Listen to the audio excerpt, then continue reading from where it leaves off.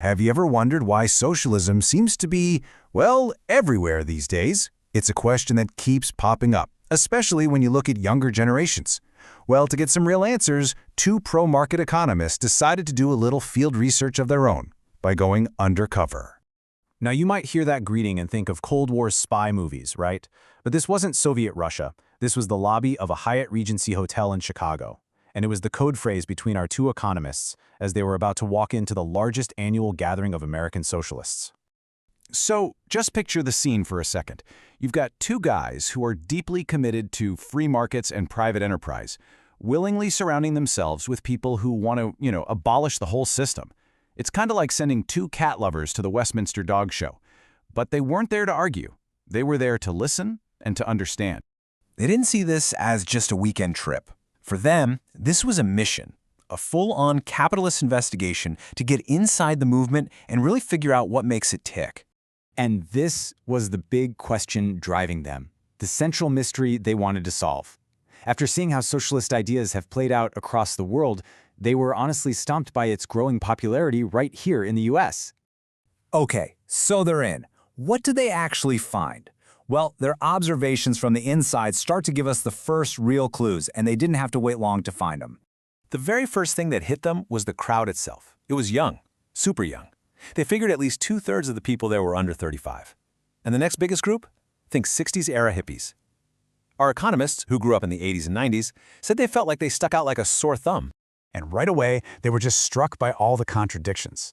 The people looked, as they put it, fairly normal. But then there was this buzzing, unofficial marketplace, what they jokingly called a socialist black market. People were selling communist cat calendars for $20 a pop. I mean, you can't make this stuff up. The irony was literally on tap, with a craft beer called Anti-Hero flowing at the bar. But beyond all the quirky merchandise and the beer, they stumbled onto a much bigger puzzle. For a conference called Socialism 2018, there was surprisingly little talk about what socialism, the economic system, actually is. And this led them to the absolute core finding of their entire investigation. It really seemed like there were two totally different definitions of the word socialism being used at the same time. Let's just break this down for a second. On one hand, you've got the classic textbook definition, right? Abolishing private property, state control of industries, central planning, that whole deal. But what they heard at the conference, starting from the very first rally, was all about a completely different set of issues. The room would just erupt in spontaneous chants for things like free abortion on demand. And just take a look at the topics for the breakout sessions. It's a huge list of really important social justice issues. Black Lives Matter, the gender binary, #MeToo, and even a revolutionary drag show. But sessions on, say, the logistics of central economic planning, they were pretty hard to find. So you have to wonder, what happened when real-world examples of socialist countries, places that actually did try to implement that classic definition, came up in conversation? Well, our economists noticed a very specific and recurring rhetorical strategy. For example, in a session on Korea, the speakers talked in detail about the horrifying famines in the north.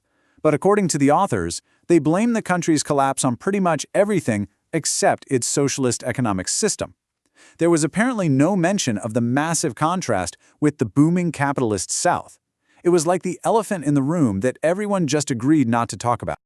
And that brings us to probably the most dramatic moment of the whole trip. One of our economists went to a session with this very direct, very provocative title.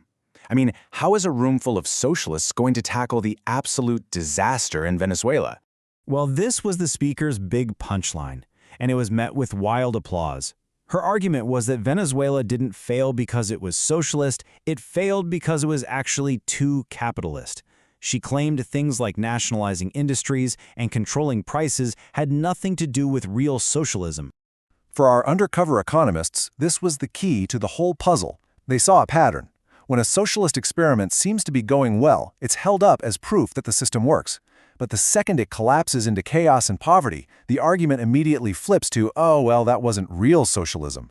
It's a way to claim all the credit but disown all the failure.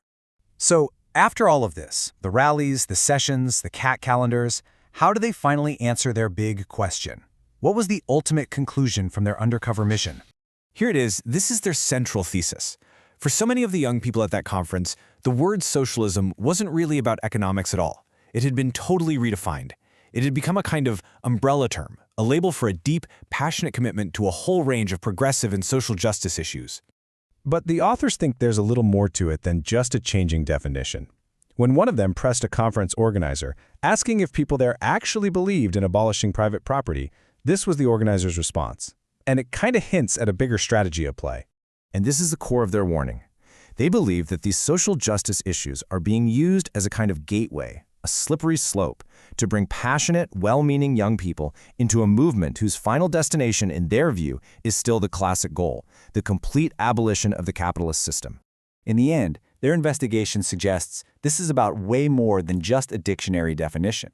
It's about the power of a single word to rally people around a cause, even if the ultimate goal isn't entirely clear to everyone involved.